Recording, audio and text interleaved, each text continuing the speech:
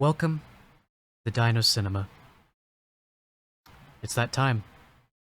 It's that time. It's the final episode of the season. I don't think we've had an announcement yet as to when the next season is coming out, so I don't know. I don't know what this entails. I don't know if this is like we're not gonna see any more Witch Hat Atelier for years. If it's gonna be out like next year, I don't know yet. Regardless, this reaction series has been it's been a part of my weekly routine basically since I started doing this reaction series. Every Monday, as long as I've missed a couple days where I've had to like record later, but generally every Monday I've been recording my Witch Hat Atelier reaction. I'll get home from my IV therapy appointment that I do in the morning. I'll rest for a while. Sometimes I'll just jump straight into recording, which isn't a great idea for my health, but I'm not really sure my reaction. I want to keep doing this reaction thing every week, like at least one video a week. I don't know what it's gonna look like, if it's still gonna be like an every Monday thing. Of course, these usually come out on Tuesdays anyway, because of how long these take to edit, but the time of this video coming out, there should be a poll in my YouTube community tab, and I think I'm gonna put one out on my Discord as well, asking y'all what you would like to see me watch next. I do think I'm gonna go ahead and for the next series I'm gonna do Delicious and Dungeon or Dungeon Meshy. But I do want to do some one-off stuff in between this and the next series I react to. So I've got some ideas. Check out the poll for whatever I put on there. I've also got a. I also want to do like a Jurassic Park breakdown for like the first 3 movies. So I'm gonna do like 3 videos for that, but they're not gonna be on YouTube. They're gonna be on my Patreon. I'll probably just put it behind the $1 tier. The reason I'm not posting those to YouTube is because Universal is really bad about copyright, and I'm not gonna risk that. So I'm just gonna go ahead and put it on Patreon, and might as well make it Patreon exclusive content. Witch Hat has been, not just part of my routine, but it's had a great impact on me emotionally and intellectually as well, actually. I've said in previous videos, I apologize for those that have heard this already, but it's really boosted my confidence in being able to articulate my thoughts on something deeply off the cuff. It's sort of like trained me. I think this, in tandem with like the video essays that I've been making these last few years, have sort of like expanded my mind on being able to just talk about things deeply outside of just scripting them. So I didn't used to think that reacting would be good for me, because I used to think like, yeah, I'm better at doing stuff scripted, being able to articulate my thoughts when I have time to sit down and write it down. But I've been really impressed and proud of how much I've been able to talk, how deeply I've been able to talk about this series. Like while I'm watching it, sometimes I'll pause and talk about it. Sometimes it'll be like, the post-episode breakdown. And Witch Hat is there's a lot to break down in this series. I do want to keep making more Witch Hat videos even after this breakdown series ends. I know I want to do like a compilation video of all the reactions in one, and then I think I want to do another video where I rewatch all the episodes and basically break them down, like overanalyze every single episode. I think I want to keep doing that in the reaction format, honestly, because I think it'll save on like the production time of me needing to like write a whole script for a video, because it's like, if I'm just gonna end up saying the same thing in a scripted video that I would say in one of these videos, I don't know, I just think it'd be more fun to just continue doing a reaction video. That's not to say I won't make video essays on this series or anything else in the future, but I don't know, these have kind of just become more accessible to me, ironically, because I used to be more comfortable with the video essays, but now these are like, they're just a little bit easier, I won't lie. They allow me to get my thoughts out there in a fun way that doesn't take as long as like a video essay does. So yes, this reaction series has been very special to me in a lot of ways, and of course the story itself is just, the characters are just so like, just good. they're just so good. I love trying to psychoanalyze all of these characters. They stress me out. Qifrey and Agat and Riche are just, they're messy, but they're my mess. Coco is very much someone who is like pure-hearted, naive, sort of character thrown into a very precocious situation. don't know if that's the right word. And I fear that her naivety is going to lead to her causing bad things to happen. I think when presented with opportunities for good things to happen, we've already seen that. Yeah, she's going to. Yeah, she does a lot of good. She's a force for good. But people like her, unfortunately, need to learn the hard way when to look out for things that could potentially be not so good. I think she's impressionable, easily manipulatable. I think throughout the series, we're going to see her learning to not be like that. I was surprised last episode in regards to Agat and Riche.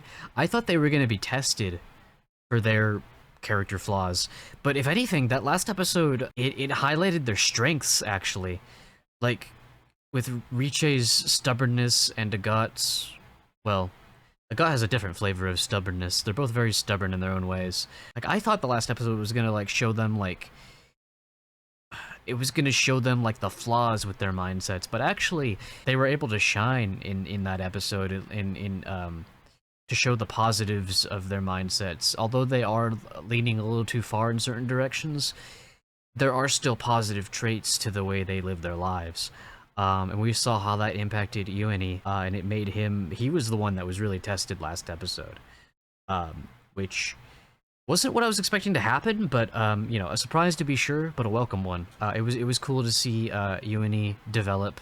The amount of development this series has already done for all these different characters, while also still feeling like it has so much open in the future for these characters moving forward. It is no small accomplishment.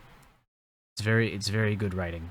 I feel like I keep going on tangents and not wrapping up other certain talking points. But yeah, the moral of the story is Witch-Hat Atelier is easily top 10 anime for me, maybe even top 5 already. It's so good. I think I said last time that if the next season of the anime is coming out relatively soon, like within, I want to say, I don't know if I can wait 2 years. I think I should be able to wait a year.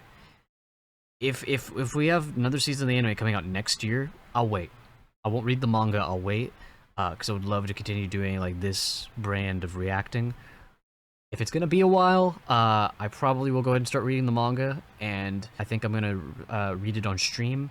I'm already doing a One Piece read-through, so I'll have to take a break from that to do Witch-Hat, but I'm still pretty early on in One Piece, so I would like to read quite a bit more of that before I take a break from it, but I'm just gonna wait to see what news we hear about the next season of Witch-Hat. But at this point, I'm waffling. I did notice this episode's doing something I wasn't expecting it to do. It's starting with the opening. I don't think any of the episodes have done this yet, where it just goes straight into the opening. Interesting.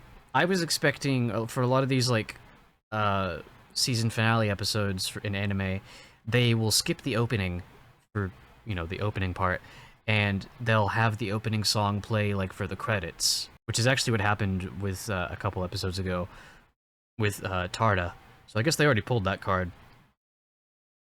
So the fact that like this episode is starting with the opening, it wants to get it out of the way and focus hard on whatever's about to happen. Elira got kidnapped by the fucking Andy Serkis sounding brimmed cap.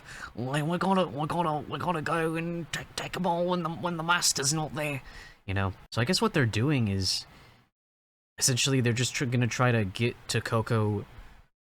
While, it's interesting that he went after, like, Elira's in the cave. Why did they go after Elira first and not qifrey? Yeah, the Brinkcap's plan makes no sense, because they were all like, yeah, we're gonna catch Coco unawares when she's not around her master. But, like, she's just like chilling, eating dinner, like, with qifrey and Tedia. So it's like, I don't know how this situation's any different than any other situation. If Coco was taking the test, I can understand that. I don't know if they think that Coco's taking the test. I doubt it, though, because he already saw that Coco... we saw him spying on Coco at one point, so... I don't know. At this point, let's just start the episode so things start possibly making sense. This opening just gets better and better with time. It's just... I wanted to say this in the pre-episode breakdown, but I guess I'll say it now. This series is such a, like, perfect blend of whimsy and drama and horror that I love to look for in stories. And I know why that's my taste. My taste is like that because of Jurassic Park. It's got that perfect blend of like whimsy and horror. And I hear this series gets like pretty deep into the horror stuff later on. Horror. But yeah, Witch Hat it's like the perfect blend of the kind of things I look for in stories personally. Also, I love that little like synchronized march that Teddy and Coco do. It's so cute every time. It's very much like the sort of stories that I like to write and that I like to watch and read. Witch Hat is just perfect for me. Honestly, wouldn't be surprised if I start saying it's like top 5 anime for me. Well, that's good. They're playing around.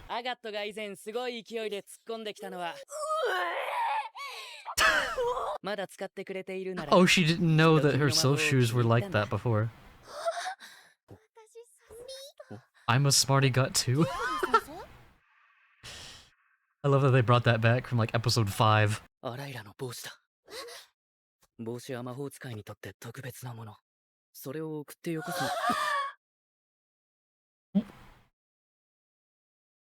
They brought the fucking snake stone to life.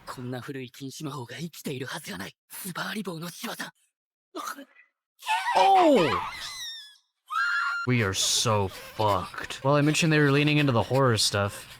Horror. Oh, this is fucking scary. They're just like in a black void. She's like, yeah, don't do this. Alright, chat, by the way, I'm not gonna lie. I won't say what it is, so I don't— okay, he's just hiding them.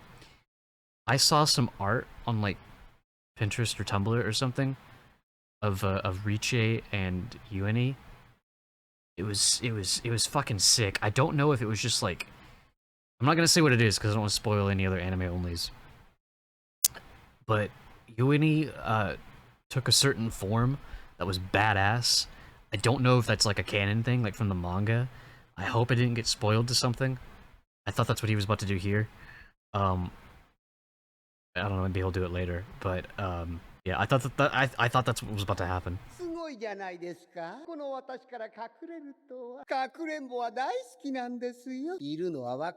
So why is he going after them though? I thought they were only interested in Coco.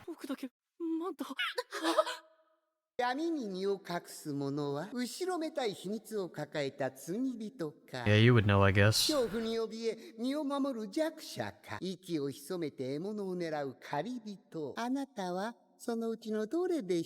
shit.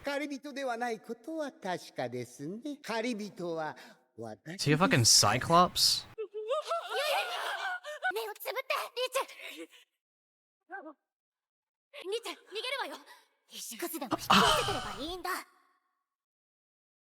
Riche fucking is such a Chad. She said,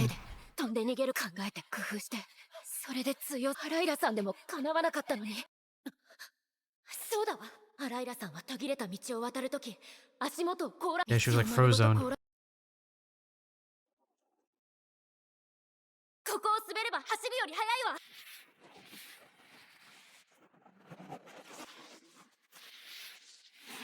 That's really smart. As I said before, it's like, why are these 12-year-olds smarter than me? Then again, Riche would probably hate hearing me say that. I know I would, if I know that's the kind of thing I hated to hear at that age. Like, underestimating the intelligence of children.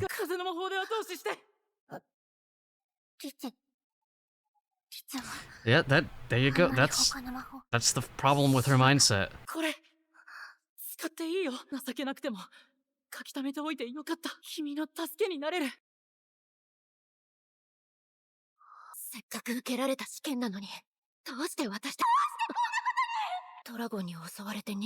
Can't blame Coco this time.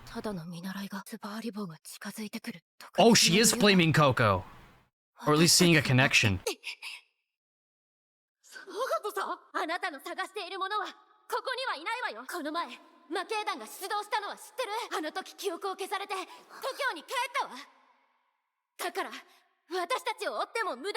Although I feel like he already knows Coco is here.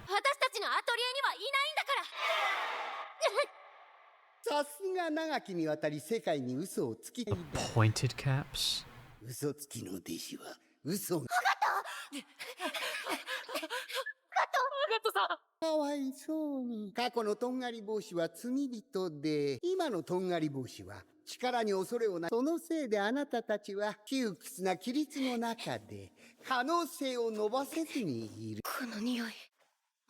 禁止魔法は救いですよ。夢見た望めば今すぐ大人にもなれ、ずーっと子供でもいられる世界こそ隠れずとも魔法がかけて理想 Oh. の自分を手にできる世界。巣を使わずとも空が飛べてどこへ行くにも思うがまま私解放してくれた。いずれ世界は思い出す。魔法使いが被るべき正しい帽子がどちらだったのか。我々はそのためには犠牲も物がために嘘までつく大切なと目の前に救える手段を差し出例の娘は魔法の奇跡に I was talking about that last time. Like someone's gonna get tempted to use forbidden magic to save someone. 受けたくない試験を受けて子供は学びこれは私から彼女への Oh, 試 okay, 験で that's す why he was going after them. いい教材につばり Oh, 棒 fuck は off. 時々魔法陣を入れ墨にして掘り込んでいる。 Oh no. まさか。いや、嫌よ。こんなことで何もかも失うのは嫌。まだあの人に何も。分かった。落ちたら掴んで。 Oh, they broke the bridge. Riche is like... Ow. Ow. 今の爆発は何？ヒュイに Riche's goaded though. Love that they weren't just standing around. あのつばあり棒は最初からずっと浮いてたわ。アガットさん、助かったみたい。うまくいってよかった。欠点を補うためにやってたことが、こんな役嬉しいな。僕でも自信持っても。 Go. 聞いてください、先生。僕はあなたが言うほど、ダメじゃなかったみたい。先生は理解してくれないかもしれないけど、と同じことができないのは、みんなと違うことができるきっかけなのかもしれない。そうですよ Oh, fuck. その特技を生かしてずっと怯え逃してあげてもよかったのに影をまとう者の鬱屈さがどうも君には足りなすぎる。どうせなら本当に隠れたくてあげますよ。 Oh, fuck. That thing I got spoiled to might be happening. この道の上を外れても魔法でもルモノーンの古代 Please go save つばあり棒 Uni. は平 Please go save him. Oh shit. Well, that's Uni, but...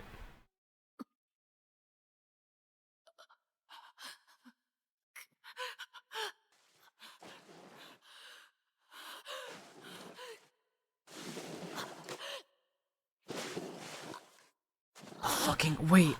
I remember when I first saw the ending, I was like, wait, someone turns into a werewolf? Because there was like werewolf hands.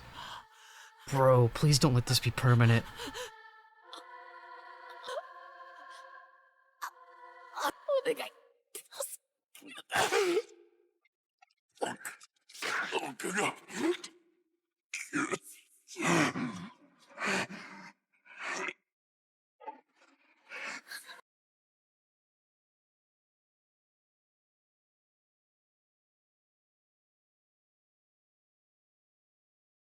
Fuck, dude, no.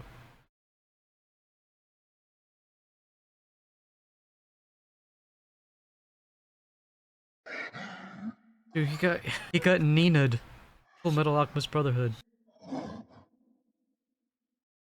リチェ、上がったどうしよう。ユイニーが。おお、大変興味深い。マントに使われていた鱗狼の毛皮に引きずられるとは。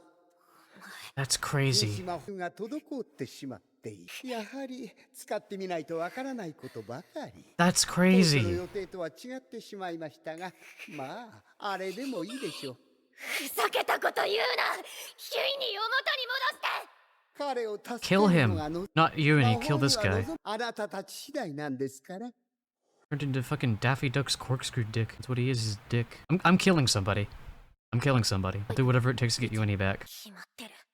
ヒュイニーを助けに行く。やりたくないことはやりたくないけど、仲間を見捨てるのはもっと Holy Giga Chad. 分かったわ。違うの。でも責任がある。怯えっぱなしのメルフォンはどうする。試験どころじゃないけど、仲間のとこ誰かが危険を伝えないと。アライラさんやユイニーのことも二手に分かれましょう。私はユイニーを追う。リチはメルフォンたちと出口に向かって。やだ。なんでアガットが決めるの。私の方が使える魔法応用も効く。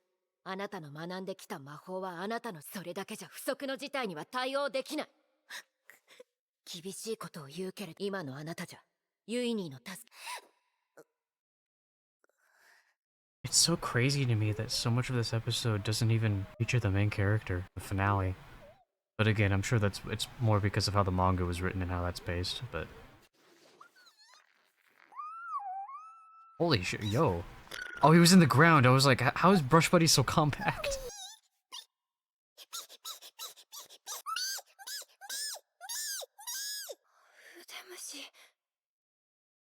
Yeah, this is gonna be up to Coco and Tedia to get out of here. Qifrey, assuming he even wakes up, is gonna be like, he's probably gonna be like very injured. キーフリー先生、テティア先生、メガネも壊れて血が。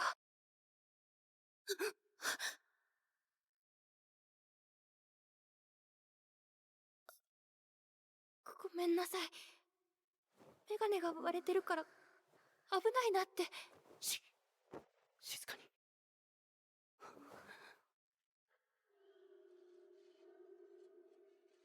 I thought he was like, 何かいる。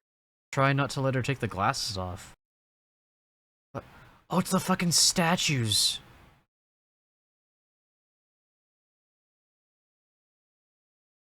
God.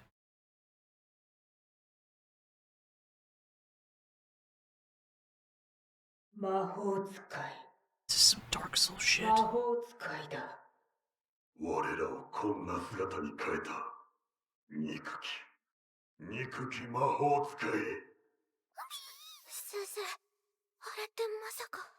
ああ、生きたまま金細工に変えられたかつてのロモノ恩人。先生、ひどい怪我。僕たち魔法使いをひどく恨んでいきなり襲ってくることも考えておかないとね。君たちはここにじっとしていて、そうすれば彼らは気づかない。僕のマントは魔法が解けてしまった。 Oh, they can't see the- oh shit. 私たちをかばったから。守るさ。だって先生だからね。 I still think there was something to her about to take his glasses off. いいかい、二人とも僕から絶対に Oh, never mind. I was wrong about Qifrey not being able to do anything, 離 because れないでね。 he's about to pop off.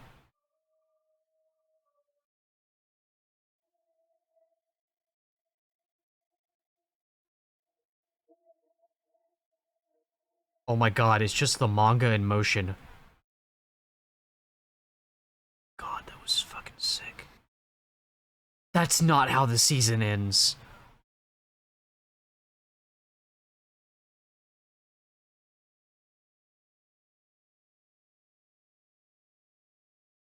That's how the fucking season ends?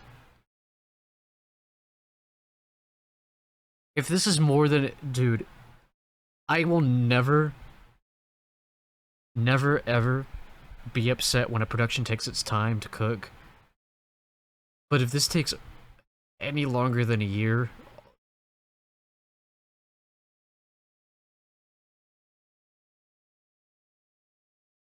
I think that werewolf shot is coming up. Or maybe it already showed up. I had my eyes closed there for a second. Yeah. That's Uini. That's insane. So that thing I saw on Pinterest before, that was a spoiler. I saw art of Riche, and then Uini is a wolf. Is there a, I wonder maybe there's a post-credits at least. Just something. Oh man.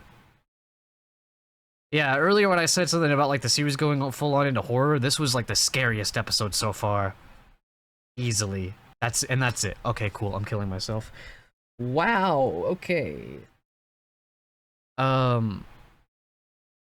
So yeah, so my cute little what I used to think was just my cute little fantasy series ended on a very disturbing, scary note. Well, if there's one thing that'll get you to come back to the next season, it's seeing Qifrey fucking pop off. That's for damn sure. That last shot was insane. Dude, these shots where they're just like running in the dark. This one too. God. 逃げろったって。 Well, we didn't get to see, if Elira's okay. Is she safe?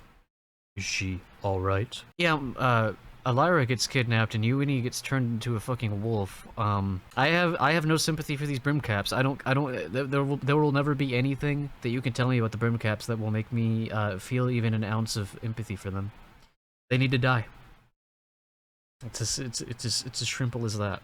They need to curl themselves. Oh, I just realized the god Sylph shoes being broken, being not tuned right was kind of helped in their escape here. Actually, I missed that last time. Okay, so now that's a weird shot to be stuck on.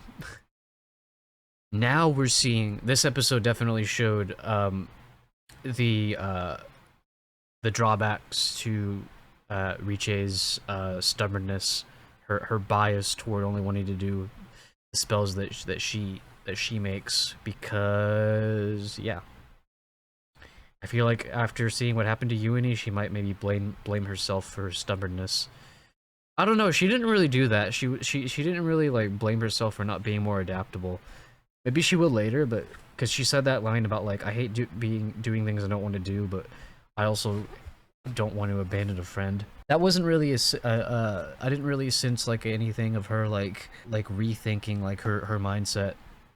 She kind of just doubled down on it in that moment, if anything. But to be fair, that's how Riche is. She's not someone who is just easily shaken in regards to her her convictions. Which I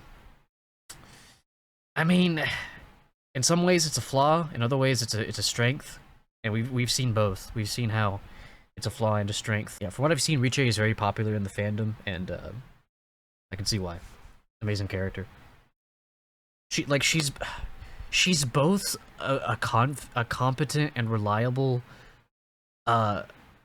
person, but she also has a lot of flaws that hold her back from being like even more so. It's a really interesting blend of it's an interesting portrayal of how people can be like, when they play to their strengths, people can be very reliable, but the problem is if you play into your strengths too much, you're holding yourself back from being able to become more adaptable. Whereas on the flip side, you've got someone like Uini who is not opposed to learning other people's spells, but the problem is he's too impressionable. Unlike Riche, he's too sensitive to the way other people feel, and to be fair, Riche is too. She's also sensitive to it, but her reaction to that trauma is to just not want to do what other people are doing, not want to do what people are trying to tell her to do. Whereas Uini is just like, he just wants to please those people. He wants to, he doesn't want to, but that's just his reaction. His reaction is to basically do everything everybody tells him, and he's just so paralyzed by things that people expect from him, because his only, at least until recently when he met Riche, his only approach to doing things was just trying to do everything everybody told him, and that lack of independence is what makes him so just timid around people and not being able to perform at all.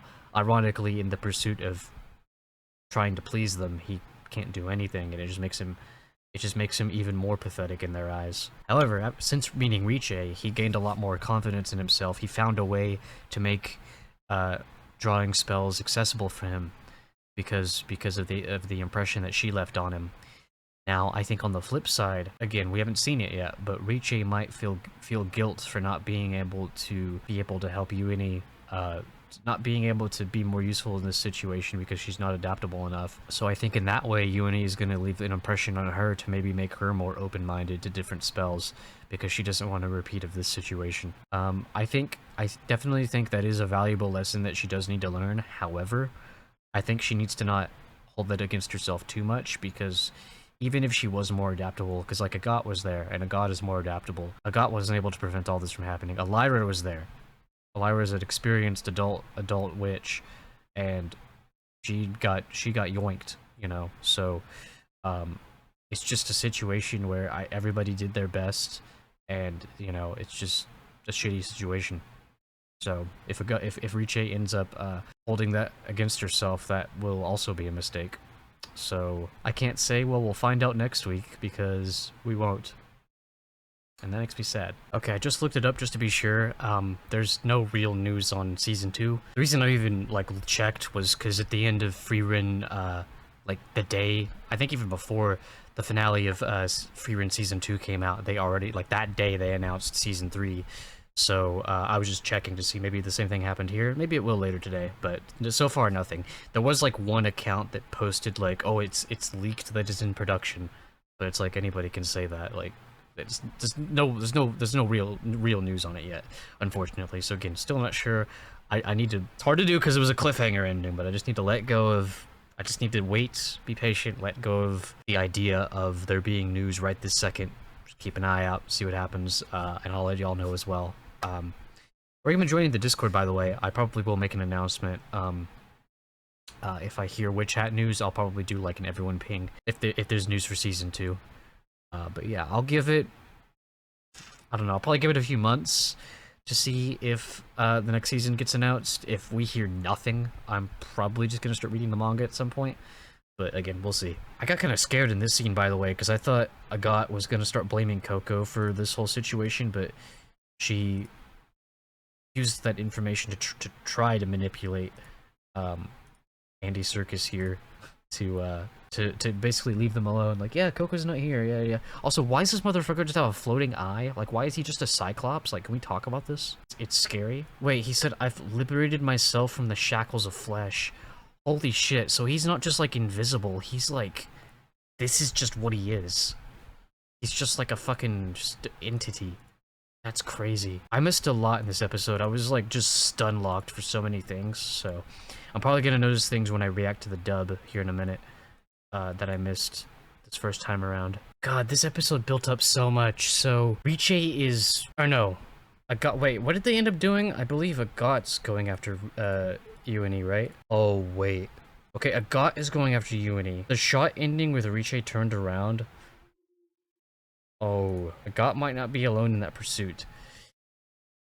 That's ugh. I mean, yeah, on one hand it's like, obviously, I want them to work together to save Ueni, but also, like, you know, they've got to help the Murphin birds get out too. So I don't know if Riche would do that. I don't know if she would abandon them like that, because if Riche doesn't do her part, then she needs to get out in order to, get help to bring people back here to help. I don't know. I mean, Riche is very emotionally distraught right now. And you can tell that she formed a connection to Ueni, so I don't know. I don't know.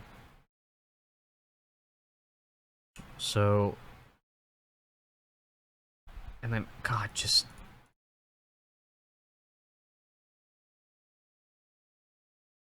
this last fucking shot, dude. Like, qifrey is about to pop the fuck off. Like, I thought, like, it was gonna be a case of Coco and Teddy are gonna have to work together to get out of this. qifrey's gonna go crazy mode. God, this was so scary, too. Like, this is just pure horror, the way these things are just, like, quietly walking and... Ugh. Like, this is literally Dark Souls type shit. Also, okay, these aren't just people turned into statues. Like, this one looks like a fucking harpy. Like, these are just monsters.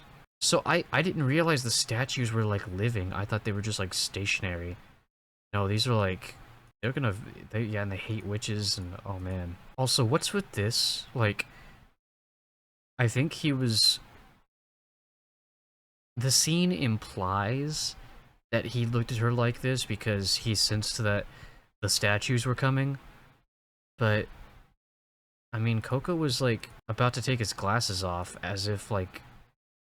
What's that about? Like, what's behind his hair here? We've never seen behind his hair here.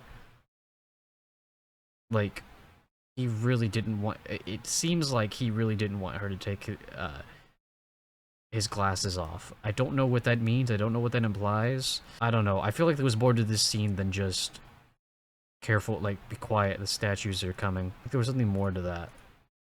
Like, the fact that he got that instance with Coco, who I'd argue is, like, the person he's, like, the least hostile towards. The one he's, like, the most forgiving of. The one who he will show, like, the least amount of darkness to. I don't know, man. Qifrey is a big, giant question mark. Yeah, this shot and then the one with the wolf, Yuini is the wolf. There's more than one shot with Yuini as the wolf. This whole thing was animated, dude. Myself vanish. Wow. I've seen what I loved about this episode, by the way, was the music has become like the music has become. Oh, this is a great shot to pause on. The music has become like I'm noticing motifs now. I noticed quite a few scenes in this episode where I was like, oh, I remember that song from that track from previous episode. That happened a few times in this episode. So I love forming like emotional connection to music in yeah, it just adds so much to it. Like hearing the soundtrack off outside of the anime, which I haven't done yet. I need to go listen to it if it's available. Oh man. It's just such a, because it allows you to experience the story even when you're not engaging with the actual movie or show or game. It allows you to live out moments from those series and just experience the emotions of the series through the music while you're doing something else. It's something I'm glad that now that like I'm starting to like remember the motifs from the music in this series. Like that's gonna be like really special to me moving forward. I've already been feeling that way with the opening. Alright, I'm gonna go ahead and jump into reacting to the dub, because I'm probably going to pick up on things that I didn't notice before. Okay, there's a plane flying over my house right now, like rumbling the house. That was like way too fitting for what just happened on screen. It like made it more immersive. God, that scared the fuck out of me when Qifrey got hit like that. That's crazy that the scale wolf cloak is what caused Yuini to turn into a wolf. I wonder what Andy Serkis tried to turn Yuini into then, if not a wolf. Come on, Richie, let's go! Have fun blathering at a dust cloud. What a goat. That's gonna be used in memes, isn't it? Like tic-tac-toe in the middle there. Like that one Mario Party minigame. We're just like sliding through a black void on the ice as like on the back of a penguin. Man, I wish a god didn't try to like manipulate the brimmed caps by telling them Coco was in here, because they probably could have made it out if they just kept sliding. Yeah, this track right here is when I was like, oh, I've heard this song before in the show. It's a really good one. I think this is the same composer who did the music for like Bloodborne, which I don't know much Bloodborne music, but I'm sure it's banging. Because the outsider whom you seek no longer resides within our atelier! Yeah, if she didn't do this, Yuini wouldn't have. I don't blame a god, but I'm just saying that's what happened. Yuini wouldn't have been cursed. They're liars, huh? Doesn't surprise me. Also, I reacted to pointed caps earlier as if that was like something new I haven't heard of. That's just what the witches are. I thought it was like a particular like subsect of them or something. So yeah, this episode pretty much confirmed for me that at large the brimmed caps they're just about like hedonism and just uninhibited, just embracing just uninhibited raw power for the sake of achieving like your rawest desires, no matter how dark. That's all they care about.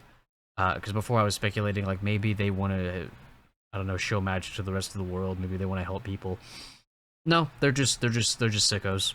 There will come a day when the world remembers what kind of hat witches were meant to wear. This voice is so good. I think I read when I was looking at Twitter earlier that it's Kevin was it Kellingoff? Hang on, who is it? Yeah, Kellingoff. I know him through, I think he also played a character in Attack on Titan, but I know him through the channel the Ink Tank. He helped out with like some like their Ben 10 stuff and all that. So yeah, he's putting out a phenomenal performance here. Very creepy, very good.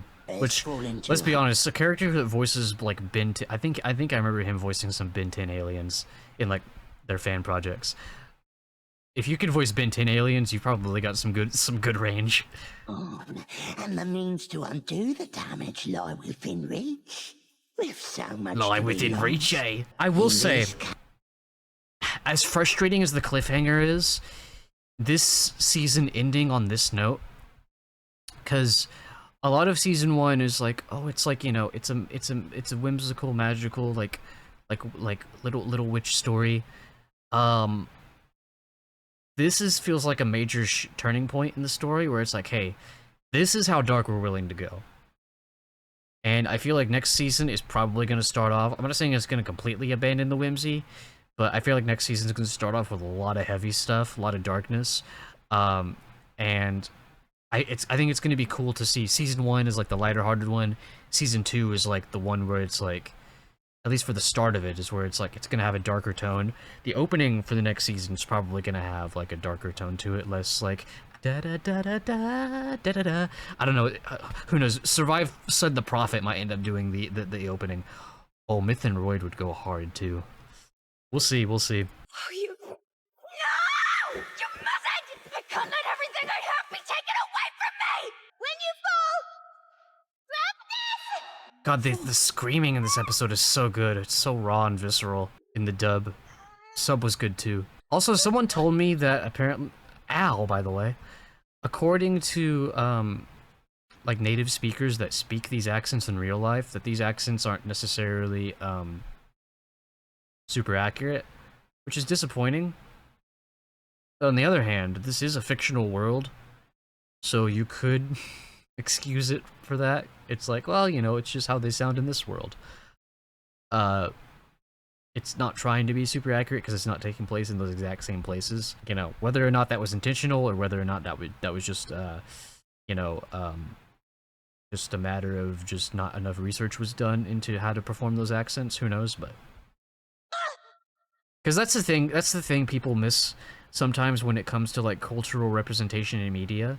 If it takes place in a fictional world that isn't a direct one-to-one, not trying to be a direct one-to-one adaptation of said culture, if it has any inaccuracies, sometimes that's intentional. Sometimes the creator is just trying to take inspiration from said culture and not necessarily trying to adapt it perfectly, because they're trying to create their own culture. And if it was adapted one-to-one, then it wouldn't be, you know, as original. It wouldn't be their vision. It would just be I feel like Weeche now talking about originality. You know, it would just be a one-to-one copy, which, you know, if you're trying to adapt that culture one-to-one, you know, great. But yeah, I don't know. That's something I recommend people keep an open mind to, is like when you see culture portrayed in media and it's like, and you know, like, oh, this isn't totally accurate. Try to keep the context in mind. Like the context of the story and the setting. There is also bad cultural representation where it's just like, you know, like racist caricatures and stuff. That stuff's bad. I'm not gonna... My excusing will only go so far. Poor Uini, dude. What a relief that it worked. Well, now I know. Now I know why last episode had more Uini development. Not development, because I got in... Richie did get some... Not so much development, but they did shine in the last episode, but they weren't tested. They weren't... I guess development is a good word. They weren't developed as much as Uini was. Now I know why, because they wanted to break your fucking heart with what happened in this episode. Here's an idea. I'll grant you a new form you'll be desperate to have. Jesus Christ. Lying. Sorry, I'm just like imagining... If you saw me spaced out there, I was just like in deep thought about how I'm gonna make the thumbnail for this video. It's gonna be that shot we saw of Coco earlier in a God's flashback, where she's like looking. That's a really good shot because it's like a straight-on shot. I could put her in the center of the screen. It depends on how it is. If she's too close to the screen, I won't be able to have any space to put anything on her in between her. But if I got on one half of the background of Coco there, I'll have the wolf shot of Uini, and the other half I'll have the qifrey shot. Yeah, I am kind of concerned about that spoiling people, but at the same time, I'm like, ooh, that'd be such a hard thumbnail design. I don't know. We'll see what happens. Obviously, you've clicked the video, so you know what it looks like by now. But God, the way this was so scary. I hate this scene so much. Yeah, as soon as I saw those claws, I was like, yep, that art I saw was accurate. me see if I can find it. Yeah, this is the art that I saw before. Because I saw Riche and then I saw in the tags that it said Uini was in the tags as well, and I was like, okay, so this is supposed to be Uini. And I thought like maybe that was just, I don't know, I had a strong feeling this was a spoiler for something. At the very least, it wasn't a spoiler for something that happens super late in the story. It was something that I ended up seeing immediately anyway, although maybe I would have preferred that.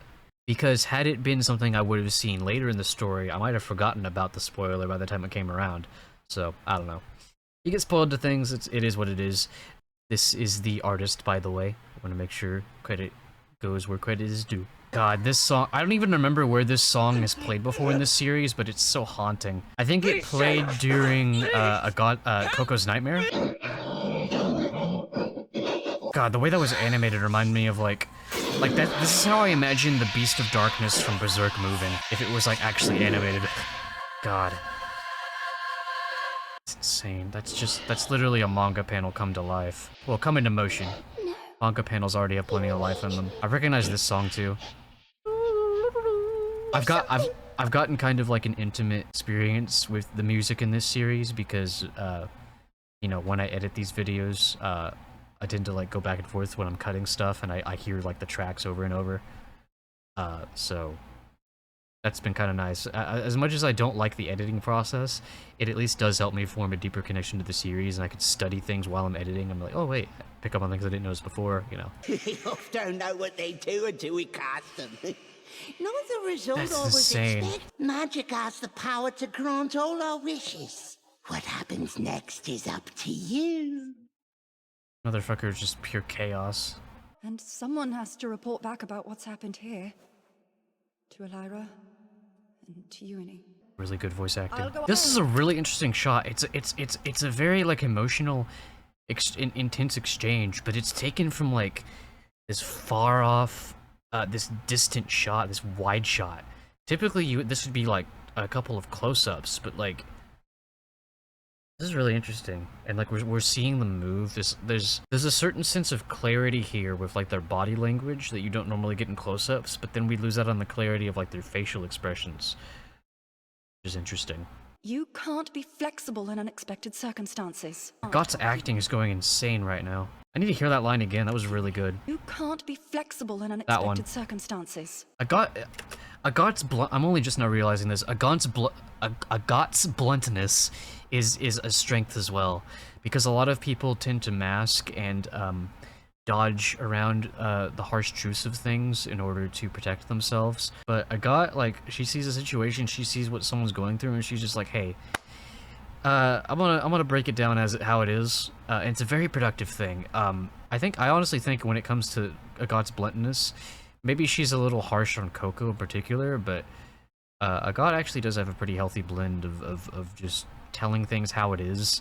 And I personally really appreciate that, because my whole life and even now, and I will never not be surrounded by people that don't mask. Yeah, that's what I wanted to say. It's really frustrating for someone like me who just, I just want to when things are happening, I just want to solve problems as they occur, right? I just want to be like, let's be productive, let's get this shit figured out. I understand that people have to mask because it's a coping mechanism, but it's like you can't do that forever. You need to get out of your comfort zone, and you need to face things as they are. Not all the time. There needs to be a blend of pacing yourself to face things, but also just sometimes you just gotta we just gotta get into the weeds of it. We need to face our demons in this situation. We need to face the hard shit right now. It's like anything, a matter of balance, and it's definitely a strong suit of Agat, which I appreciate. I wish I knew more people like Agat, because a lot of people just, much as I love them, they just don't want to face the hard shit when it happens. They just throw it, they blow it off for as long as possible, and then when it comes time to face things, it becomes much harder for them and everyone in their vicinity to face, because they didn't want to deal with it then, when it would have been easier to do so in the long run. That's the thing, is people think very short term. I'm not gonna act like I'm not still guilty of this. I'm not gonna act like I don't procrastinate. I procrastinate the shit out of stuff. Part of why this kind of thing frustrates me, because I'm also guilty of it. I always have been. I try not to be as much. I'm not gonna act like just because I know these things intellectually that emotionally, I'm not gonna act like I always practice what I preach. So it's actually really interesting. This show does something where, like, I noticed before with Qifrey and Ollie, where Qifrey was thinking about a got, and he was saying, like, where Qifrey was telling Coco that a really good way to learn magic is to integrate it into daily life, right? By just experiencing things and just learning through experience. And then when the whole situation with Kustis and the flooding and all that, where Agat wanted to go help, Qifrey was like, I don't know. But then Ollie was like, hey, you know, sometimes the best way to learn is through experience, like real life experience. So Ollie, like, kind of goes in line with what I just said about practicing what you preach. Like, sometimes we know things, but we don't always, you know, put them into practice. But yeah, Ollie was like, hey, you know that thing? He wasn't saying it, but like, the story essentially was making him say it this way, where it was like, hey, you know that thing you were saying before about like learning through experience? That's what she needs to do. That's what she could. This is that kind of opportunity for her right now, which isn't exactly what Ollie was saying, because Ollie wasn't there when Qifrey was talking to Coco about all that, but I digress. And now we're seeing that here with Agat. You know, Agat is the level-headed one in this situation, whereas before, the Dragon Maze situation, Agat was crashing out. Meanwhile, Riche was like off to the side, like actually being productive. Now that dynamic is flipped. If anyone can think of any other examples of that happening in this series so far, in this season, let me know. I'd be curious to like, be fun to like maybe make a list of times like the dynamic has been flipped in this series, where like one person is fulfilling a certain role for this person, and then, you know, in a different situation it's reversed. Really interesting thing I just picked up on. Yeah, this shot is crazy because this leaves it up in the air as to whether or not Riche actually does what it got said, or if Riche goes after Yuini. We don't know. It would have been nice if they wouldn't have been able to make this a full season. I don't think they're splitting this into 2 cores for this year. Unfortunately, we're probably going to have to wait quite a while for the next season, at least a year, if not longer. If it's gonna be any longer, like I said, if it's gonna be any longer than a year, I'm gonna read the manga. I'm gonna read it on stream. I just realized too, the reason they played the opening at the beginning was because this episode is so dark and the opening is very chipper. So it's like they wanted to play it then, because tonally it wouldn't have made sense to put it anywhere else in this episode. Qifrey is so scary. Something's out there. Not even Qifrey sounded scared there. Probably more scared for them than for himself. Witches among us. Witches gave us. I just realized why this scene is so effective. There's no music. It's just the fucking the clanks of them walking and their speech. Ugh. Dude, why can they not at least use healing magic? I know it's forbidden magic, but it's like, dude, why can we at least not heal people? What could that possibly, what harm could that possibly bring? I did. God, this music is insane. And I will, because I'm your master. Dude, the music, so good. The music made you feel like there was something about to happen, and then it's just like, yeah. See you in like 5 years. I hope not. Oh my god, dude. Yeah, I mean, ideally, I do like this ending as a way of like, hey, this is the section of the story where it's like things were mostly lighthearted. Now, next time we get back to it, things are gonna get darker. I do like it for that aspect. It's just like, ugh. I hope that this studio, I mean, from what I know, this season was quite popular, so I hope that means they get plenty of funding, so the next season, production is smooth and is, you know, doesn't take too long. I don't like being that kind of person, like, why don't they make it come faster? Like, I don't like being like that, because Yeah, those people are assholes. I understand what especially something on this scale, like this production, this anime is like the fact that human beings can make something like this is a goddamn miracle. We are incredibly like just we are so entitled to have something like this exist at all. So it's like what I get upset at is production studios just being stingy and just like if this gets canceled, like you don't blame the creatives for this kind of stuff.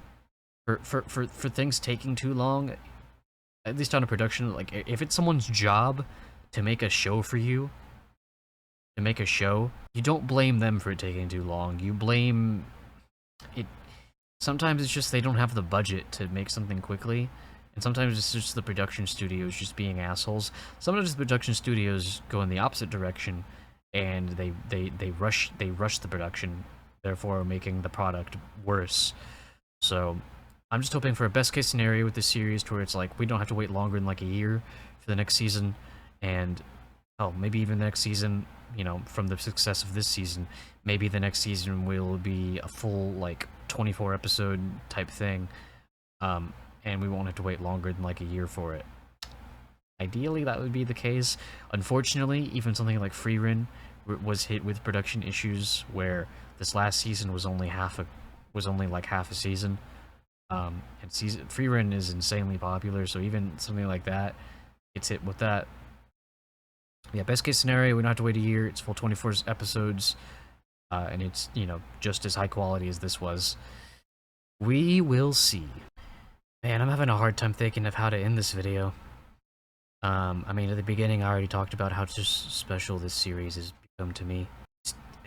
It's just, like, resonated with me in so many ways, like, artistically, emotionally, and intellectually, practically. I mean, it just gives you everything you want out of a story, especially as, it just helped me so much in, like, the content creating, space. It's given me an outlet to be able to consistently put stuff out there to where I don't have to wait, like, because, like, if I were really locked in, I could put out a video essay, like, once a month, maybe even multiple, but I'm just not always in the mood to write video essays. But, I mean, I don't know, this reaction thing is just, it's just so much more accessible to me, and even now that this season is over, I can take this new ability that I've unlocked that I didn't know I had, I can take this moving forward, and I can keep using this format for other stories. So it allows me to, like, deeply think about stories and engage with them and share my thoughts on things without always having to put in the effort to making a video essay, scripting, editing. Because the editing for a video essay takes much longer than, like, the editing of one of these videos. Just, like, just everything about Tarda, and I think probably my most favorite thing out of this series so far is that connection that Tarda and Coco formed.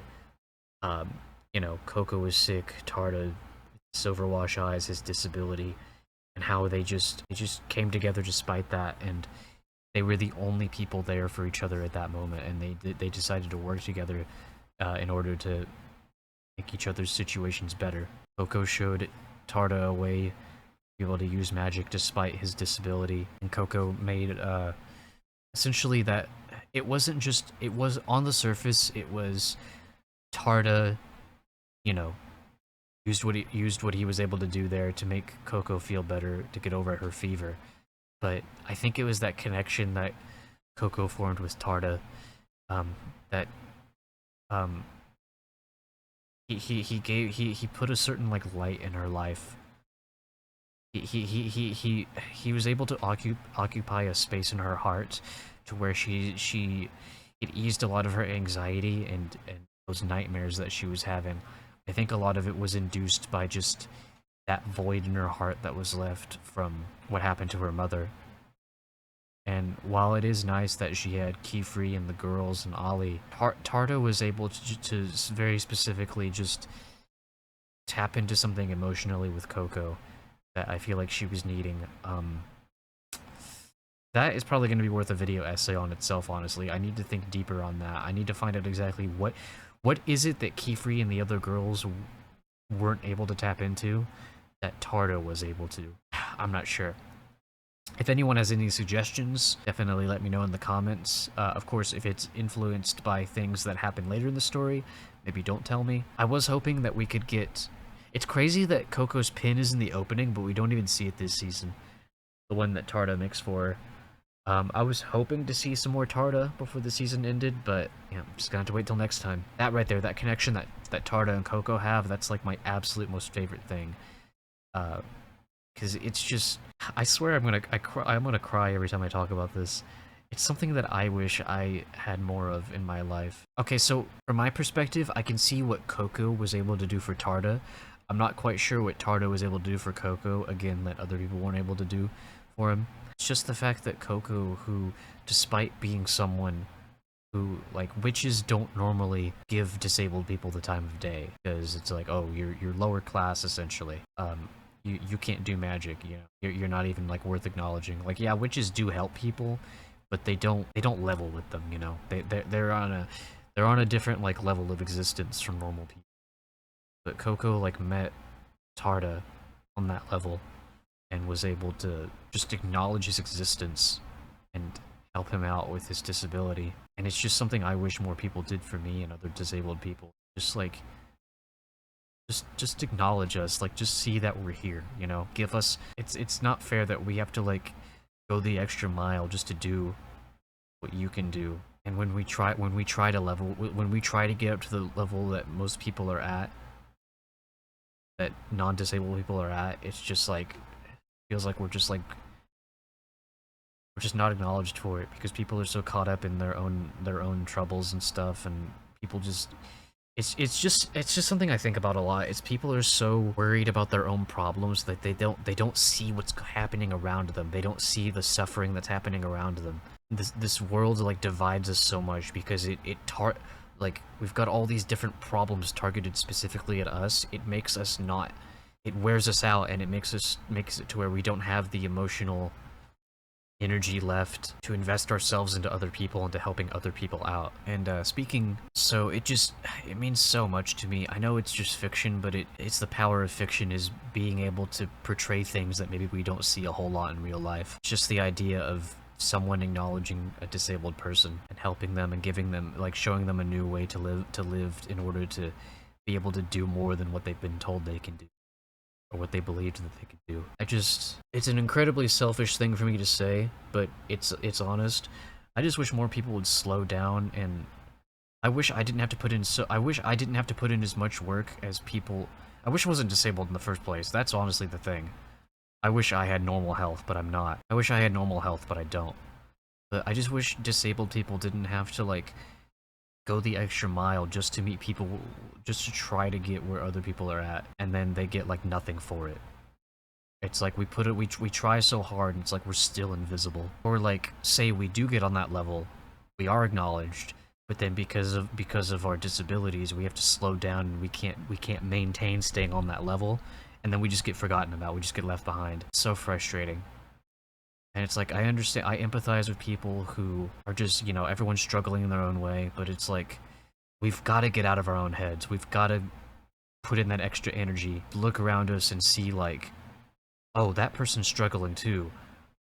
We just need to put in that extra energy to just help other people out. And because, as we saw with Coco and Tarda, together we are stronger, and we can get through this stuff more efficiently and more safely, and with more just fulfilled hearts by doing everything together. Speaking of being acknowledged, by the way, I wanted to shout out some people who recently, there's like at least 2 people who have been commenting on all of my Witch Hat videos, telling me that they've been binging all of them. That's over 8 hours of content. I think it might even be closer to 9 now with this episode. Yeah, I've had people, like, literally, like, binge through all of my Witch Hat reactions since I started sharing these to Tumblr. It is kind of frustrating because I want to engage with the fandom on Tumblr with this series, but I can't because I don't want to get spoiled. So I've been sharing my stuff there, but I haven't really been able to look at, like, what other people are doing on there, what other people are talking about. So again, thank you so much to those of you that have been watching these videos. Again, whether I react to the next season, or if I, you know, start reading the manga on stream, I hope to see you there. And even though anything manga related that I do, where I do like live readings on stream, even if you miss them, they will be archived on the live section of my channel here, so they'll always be available for you to watch. Again, assuming I end up reading the manga, we'll see. I've been pausing a lot in between looking at Witch Hat fan art on Twitter right now that's based on this episode. Just trying to make sure, like, I don't just want to end this reaction and then regret, like, not having anything else to say. I don't really know. I don't think I'm capable of being able to articulate anything else right now. However, we don't have to wait for the next season of anime, or if I start reading the manga, for me to talk about this soon, because I do want to do like a re-react to the episodes. I'll probably what I'm going to do is essentially do like a frame-by-frame breakdown in this reaction style, and I'll probably watch the dub as well to be able to do a retrospective on the whole series. I'm probably just going to make that one big video. I don't think I'm going to have y'all make y'all wait weekly for like that. I think I'm just going to just one day, I don't know, 13 episodes. I'm probably going to have to pace it out for over a few days. I'm just going to record just myself just breaking down all the episodes, re-reacting to them essentially, and just breaking everything down, just giving more thoughts on the series. This 13 episode season is something that deserves to be studied deeply for what it is so far. So I think this is a great moment in time to just break down what we have so far when there's nothing else to break down, again, other than the manga, to be able to appreciate what we have right now. With that, I think I will leave it off here. I hope to see you in the breakdown. If you use Discord, I hope to see you in the Discord or in the YouTube comments. I want to build up a community here of people that engage with media literacy and just love talking about these cool stories, not just Witch Hat Atelier, any of our favorite stories. I'm going to try to start doing a thing on stream called Fandom Friday, where I bring, where I do like viewer call-ins, to where I invite people to talk about their favorite stories on stream. Hopefully, at the time of this video being recorded, I can do one for this week. I think I'm going to do a Amazing Digital Circus themed one, where essentially there's this IDR test where it's like you take a personality test, and then the test tells you like which Digital Circus character you're the most like. So I've already gotten quite a few submissions, so I'm essentially going to be psychoanalyzing people based on their tests, and if they would like to be, I'll have them in call while I do so. I think it'll be fun. But not every Fandom Friday is going to be Digital Circus themed. It's going to be different every time. They might not even be themed every time. It might just be like whatever you want to come on and talk about. But yeah, if you want to participate in Fandom Fridays, you do have to join the Discord, but it should be fun. But until then, until I see y'all for the next whatever I put out, let's get together, let's make things happen, let's get out of this cycle of just suffering alone and only thinking about our own lives. Let's get ourselves out of our comfort zones a little bit. Let's help other people out. And let's remember that art is magic. Hopefully it won't be too long till I get to say that again. Well, I'll say it in the breakdown, but hopefully not too long after that. Anyway,